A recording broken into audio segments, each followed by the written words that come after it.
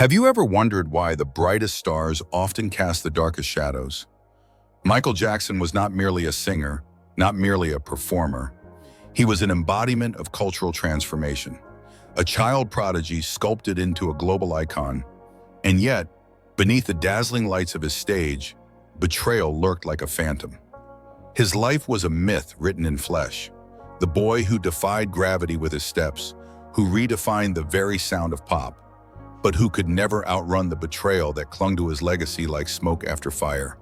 And as his music soared to heights unimagined, whispers followed him, shadowing every note with suspicion, doubt, and secrets too heavy for even the king of pop to carry.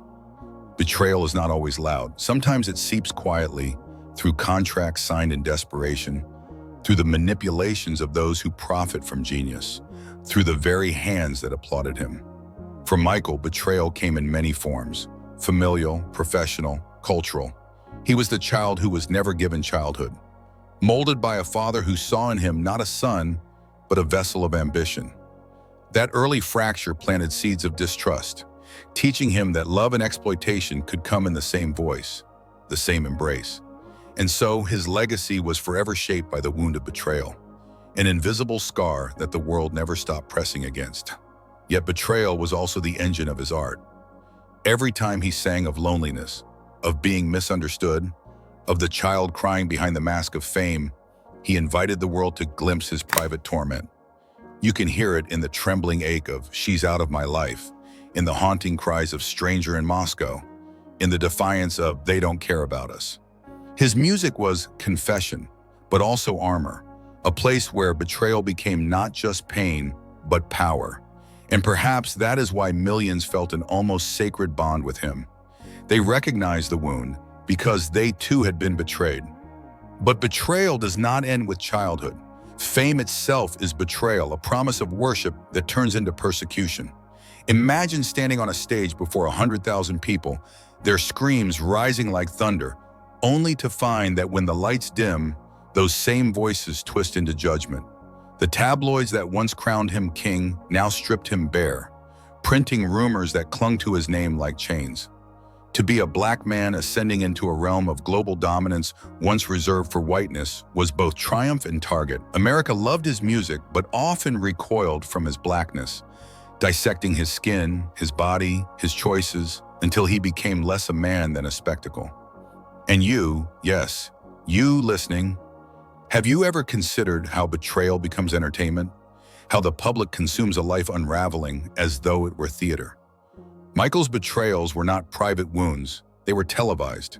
His trial, his scandals, his changing face, every moment replayed endlessly, dissected by strangers who never knew the man, only the myth.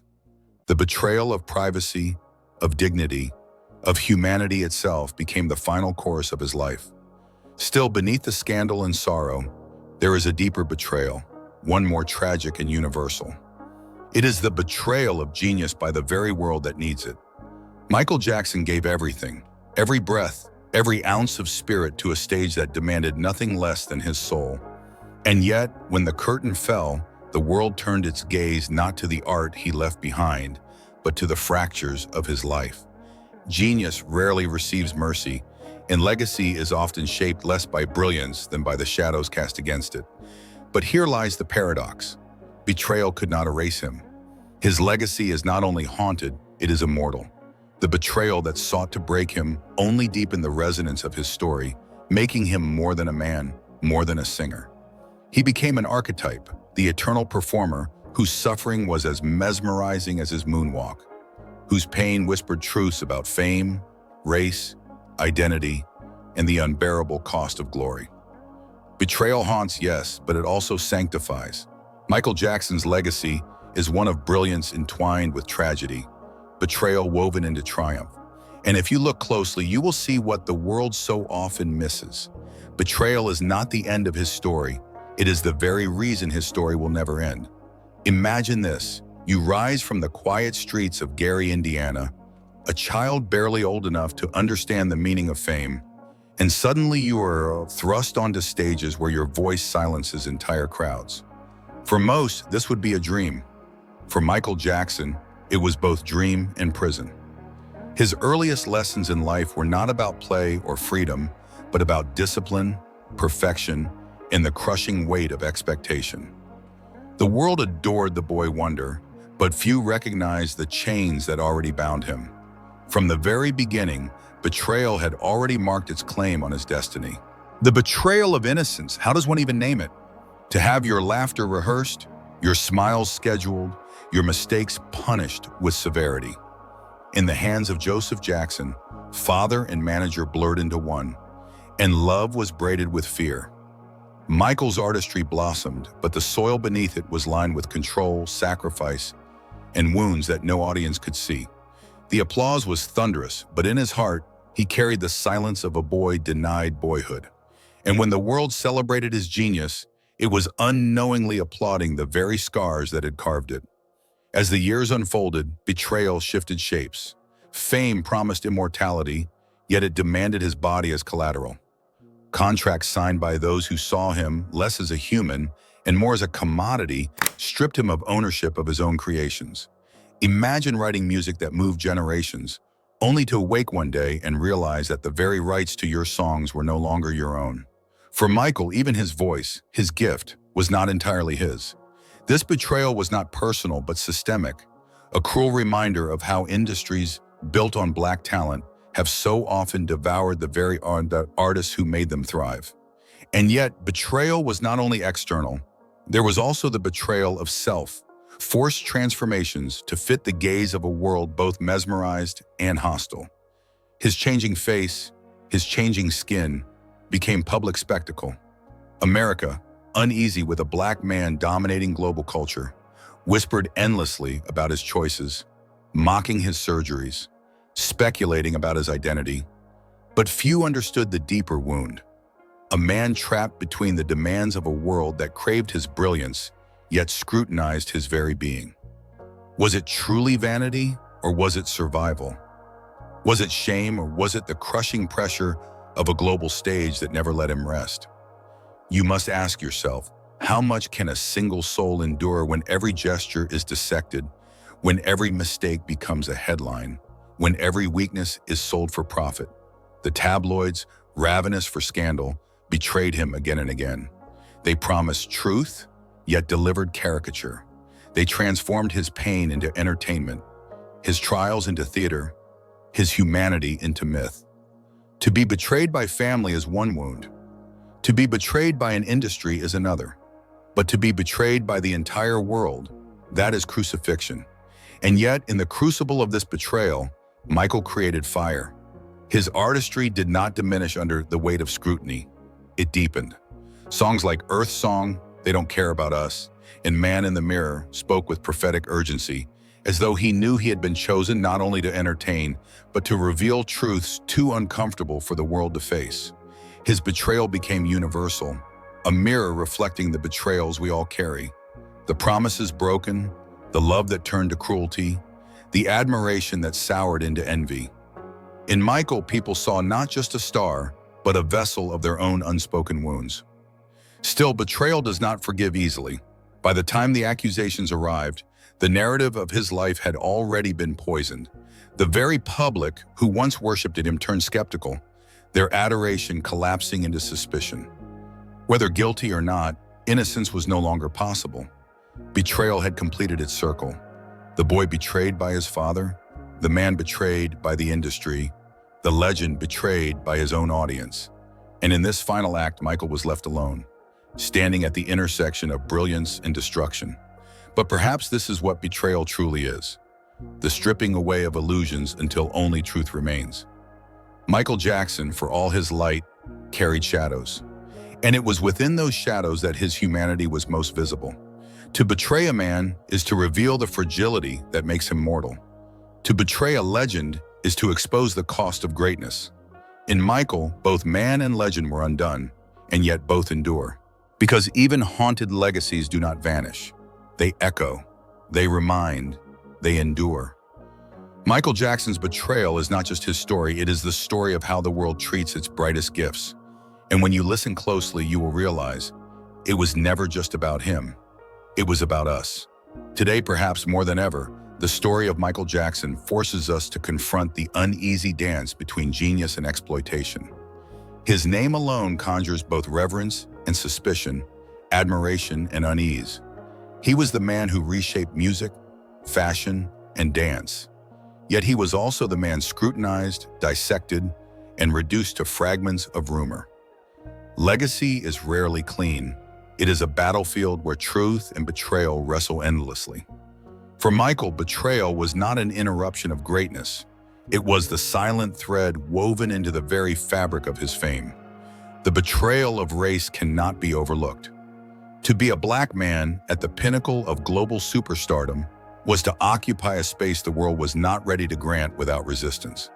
White America loved his music, but it often resisted his presence as an immortal figure who transcended racial boundaries. His skin, his identity, his very body became politicized terrain. His skin condition, vitiligo, was mocked and doubted, framed as evidence of shame rather than a medical truth. His surgeries became weapons used against him, as if his evolving image was proof of self-betrayal rather than a reflection of pressures no one else could fathom. And yet, in the grand contradiction of his life, Michael sought universality. He wanted to be the icon who belonged to everyone, the star whose music dissolved boundaries. But in seeking universality, he was betrayed by those who demanded purity, pure blackness, pure authenticity, pure transparency. The public wanted him to be both flawless and vulnerable, both transcendent and ordinary. No human being could bear such weight. Michael tried, and in trying, he fractured. But betrayal does not always come from enemies. Sometimes it is born from those closest to you. Consider the lawsuits, the family disputes, the friends turned accusers. Consider the way those who once fed at his table later fed stories to the media. Michael, who gave to so many, often found himself abandoned when he needed them most. The betrayal of trust was relentless. And yet, when the cameras caught him alone, clutching his children, hiding behind masks, you could see the truth. Fame had given him everything except what he craved most: safety. You listening now must ask yourself, what happens when the world you serve betrays you? Would you continue to give, to sing, to create, knowing that each offering could be twisted, misused, or forgotten? Michael did. He poured himself into his craft until his very body broke down, until rehearsals became marathons of pain, until sleep itself required chemical intervention. He gave until there was nothing left to give. That too is a betrayal, the betrayal of the body under the weight of genius. And yet, amid this tragedy, there is resilience, because betrayal did not silence him. Instead, it sharpened his message. Songs like Leave Me Alone were not just entertainment, they were confessions, coded pleas for understanding. They Don't Care About Us was not merely a rhythm, it was an indictment, a truth shouted against the machinery of oppression. Even as the world betrayed him, Michael used his art to betray the silence, to reveal what others dared not speak. His life became both wound and weapon, fragile yet unbreakable in its resonance. But betrayal also reveals the shadow side of admiration. Fans loved him with an intensity that bordered on obsession. Crowds fainted, screamed, clawed just to touch him. And yet, that same obsessive love quickly turned when doubt crept in. When accusations surfaced, when rumors grew, many who once declared eternal devotion distanced themselves. This is the cruel paradox of fame. The same masses who elevate you can destroy you with equal fervor. Michael's legacy, then, is not only haunted by personal betrayals, but by the collective betrayal of a world that both adored and abandoned him. Still, in every betrayal, there lingers a strange intimacy, because betrayal only hurts when love was once present. The world's obsession with Michael was proof of its dependence on him. His fall was as public as his rise because he was never allowed to be merely human. And perhaps that is the greatest betrayal of all, the refusal to let a man exist as a man, demanding instead that he forever remain a myth. Michael Jackson was betrayed by family, by industry, by culture, by fans, and even by his own flesh. Yet his betrayal is not the sum of his story, it is the paradox that ensures his story will never fade. For when betrayal clings to greatness, it transforms the man into something larger, something eternal. Most stars live their lives in cycles of rise and fall, but with Michael Jackson, the stakes were apocalyptic.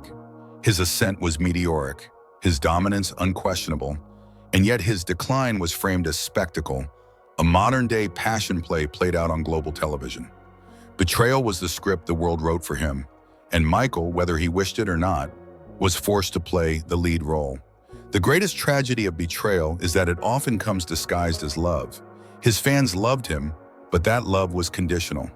The public adored his music, his dance, his magic, but it recoiled at his strangeness, his fragility, his imperfections. The same tabloids that praised him as a king would, in the next headline, tear him apart as a monster. The betrayal of worship is the cruelest of all. Adoration turned into consumption until there was nothing left of the man, only fragments of myth and rumor. In this myth, Michael became less than human, more than human, an archetype of fame itself. His betrayals mirror the betrayals of every legend before him. Billie Holiday destroyed by addiction, Nina Simone cast aside in exile, Houston consumed by demons not entirely her own. The world creates black stars with ferocious hunger, then feeds on their downfall with equal ferocity. Michael's betrayal then was not only personal, but collective. It was the betrayal of black genius by a society that covets the art but rarely protects the artist. And have you noticed how betrayal often reveals more about the betrayer than the betrayed? The accusations, the whispers, the endless speculation, they reflected not only Michael's life, but our own cultural obsessions. Our fear of difference, our distrust of brilliance, our hunger for scandal. We demanded from him both perfection and confession. When he failed to meet these impossible demands, we called him tragic, forgetting that it was we who built the tragedy.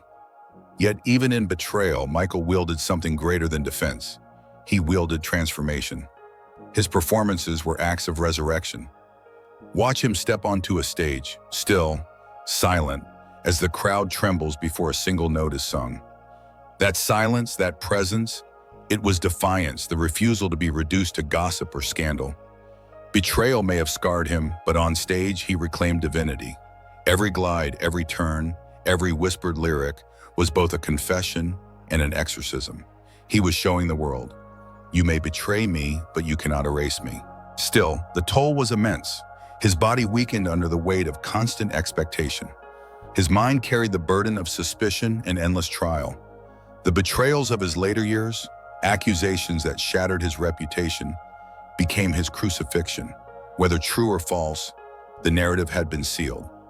He was no longer just Michael Jackson, the man. He was Michael Jackson, the scandal. The betrayal of innocence was complete, for innocence cannot be restored once the world decides it is gone. But betrayal is never the final word in the story of a legend, because even as scandals consumed the headlines, the music endured. Children who never saw him live still learned to moonwalk. His voice, trembling with both power and vulnerability, still fills arenas decades after his death. Betrayal tried to define him, but his art refused confinement. In this way, betrayal became paradoxically the proof of his immortality. The wounds ensured the world would never stop talking about him. Think of this. Perhaps betrayal was not only his curse, but also his strange form of preservation. Legends without struggle fade. Legends without scars dissolve. But legends haunted by betrayal linger forever, because betrayal demands remembrance. Michael's story cannot be told without acknowledging the betrayals that shaped it. And in this way, he becomes eternal, not despite them, but because of them. And so when you hear his music now, when you see his silhouette frozen mid-dance, you are not only watching a man, you are witnessing a myth forged in betrayal, a mirror reflecting humanity's obsession with glory and destruction. His betrayal is our betrayal, his wounds our collective shadow. And though his body is gone, his legacy remains, haunted but unbreakable. Redemption. That word has stalked Michael Jackson's legacy as relentlessly as betrayal once did. But redemption for Michael is not the neat cinematic arc we crave. There was no grand finale where accusations dissolved, where critics apologized, where the world admitted its cruelty. His redemption was quieter, stranger, it came after death. The moment he passed, the world remembered the music first. Not the scandal, not the courtroom, not the whispers, but the songs. Billie Jean, Man in the Mirror. Thriller. In death, the Betrayals lost their power, if only temporarily, because the art was too immense to be overshadowed. This was Michael's revenge, to transcend the narratives others forced upon him, to have his voice outlive their voices. And yet, the redemption was double-edged. The same media that once demonized him now wept. The same culture that had consumed his downfall now canonized him as a saint of pop. This was not true absolution. It was another form of control, another betrayal disguised as love. Even in death, Michael was not allowed to simply be. He was forced into new roles: martyr, genius, ghost. But redemption isn't always about clearing one's name. Sometimes it is about legacy refusing to die. And Michael's legacy, bruised and complicated, refuses silence. His story has become a parable of genius punished for its strangeness, of black brilliance both celebrated and crucified, of queerness and eccentricity policed until they are too heavy to bear. Look deeper, and redemption takes on another meaning. It belongs not only to Michael, but to us. When young black artists moonwalk on TikTok, when drag performers summon his androgynous energy, when protesters chant his lyrics as anthems of defiance, redemption is happening in real time. The culture that once betrayed him is reshaping his memory into something liberating, something enduring. Redemption, then, is not an end, but a continuation. Michael's redemption is that he can never be erased, no matter how loudly scandal screamed. He was betrayed, yes. He was crucified, yes. But he remains a presence so vast that no accusation, no betrayal, no grave can contain him. His story is a warning. His art is a salvation. His redemption is that he became untouchable by becoming unforgettable. And maybe that is the paradox of every great black star in America. The same world that betrays them is also forced to immortalize them. Michael Jackson was destroyed by fame and preserved by it. His redemption is not in being cleared, it is in being eternal.